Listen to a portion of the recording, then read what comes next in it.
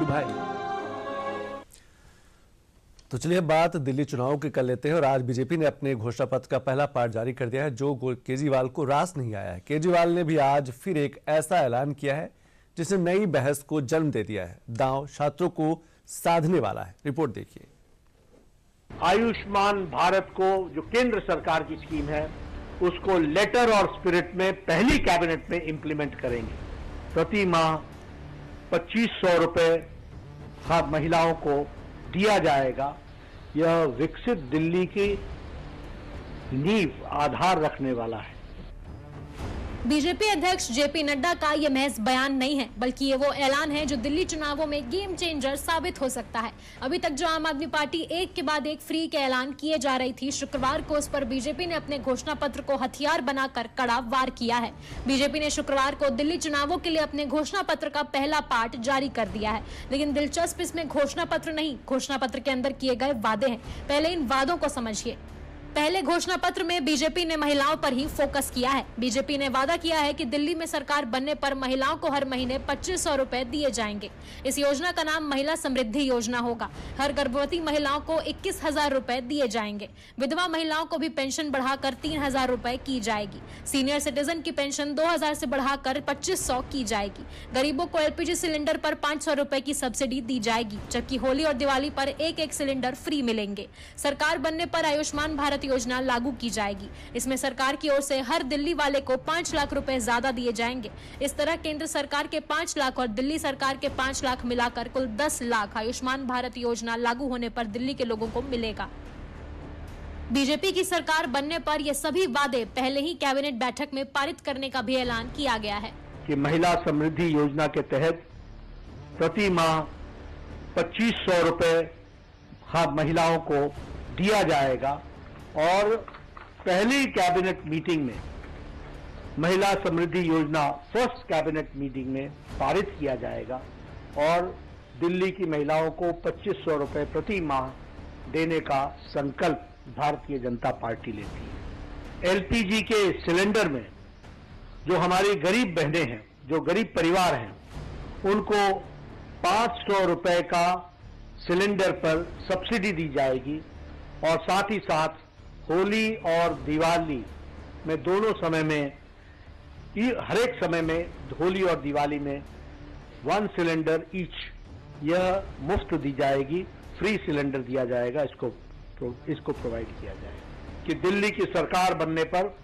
प्रथम कैबिनेट में हम आयुष्मान भारत को जो केंद्र सरकार की स्कीम है उसको लेटर और स्पिरिट में पहली कैबिनेट में इंप्लीमेंट करेंगे और इसके साथ साथ हम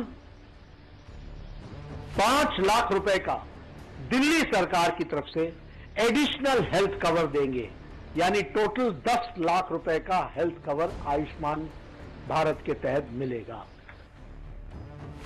बीजेपी ने अपने इस घोषणा पत्र से दिल्ली चुनावों के लिए ऐसा पासा फेंका है जो आम आदमी पार्टी के लिए किसी चुभन से कम नहीं होगा, क्योंकि बीजेपी ने अपने इस घोषणा पत्र में उन्हीं मुद्दों को शामिल किया है जिसको लेकर आम आदमी पार्टी अपनी सियासत चमकाती आई है।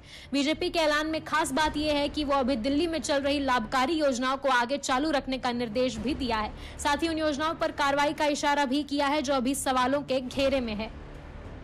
जो दिल्ली में जन कल्याण की योजनाएं चल रही हैं, वह सारी योजनाएं भारतीय जनता पार्टी की सरकार बनने पर जारी रहेंगी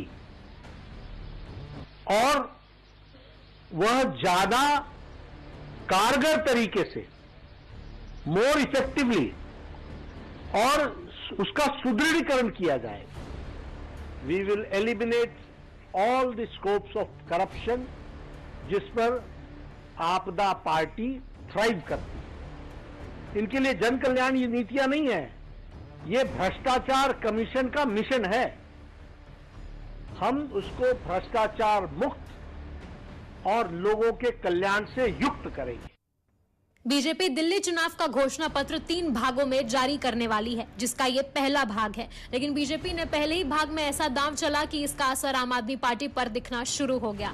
केजरीवाल ने तुरंत प्रेस कॉन्फ्रेंस करते हुए बीजेपी को घेरने की कवायद शुरू कर दी। लेकिन बीजेपी भी इस बार पूरी तैयारी के साथ मैदान में नजर आ रही है। उसका भी अपना तर्क है। भारतीय जनता पार्टी के राष्ट्रीय अध्यक्ष ने ऐलान किया है कि हम भी केजरीवाल की तरह फ्री की रेवड़ी देंगे, हम भी केजरीवाल वाली फ्री की रेवड़ी देंगे। तो मैं उनसे कहना चाहता हूं कि प्रधानमंत्री जी सामने आके स्पेसिफिकली ऐलान करे कि उनकी इस पे सहमति है, और वो कहें कि पहले जो मोदी जी कह रहे थे वो गलत था। आप ही भूल जाते थे कि मैनिफेस्टो में कहा क्या था। पॉलिटिकल पार्टीज भूल जाती थी कि उन्होंने क्या कहा था। लेकिन ये संस्कृति का परिवर्तन है कि आज मैनिफेस्टो संकल्प पत्र में परिवर्तित हो गया। It is a commitment document. और दूसरा कि संकल्प से सिद्धि की ओर जाना, यह मंत्र भी हमारे प्रधानमंत्री मोदी जी ने दिया। टुवर्ड्स अटेनमेंट, टुवर्ड्स कमिटमेंट को कंप्लीट करना, लास्ट माइल डिलीवरी करना और उसको धरती पर उतारना। एक तरफ केजरीवाल बीजेपी के घोषणा पत्र को लेकर सवाल उठा रहे हैं, तो दूसरी तरफ खुद चुनाव में लोगों को लुभाने के लिए नए दांव चल रहे हैं। इस बार केजरीवाल ने छात्रों को लेकर ऐसा दांव चला है जिसका कनेक्शन वो खुद केंद्र सरकार से जोड़कर जनता के सामने पेश कर रहे हैं। इसके लिए केजरीवाल ने पीएम मोदी को चिट्ठी भी लिखी है।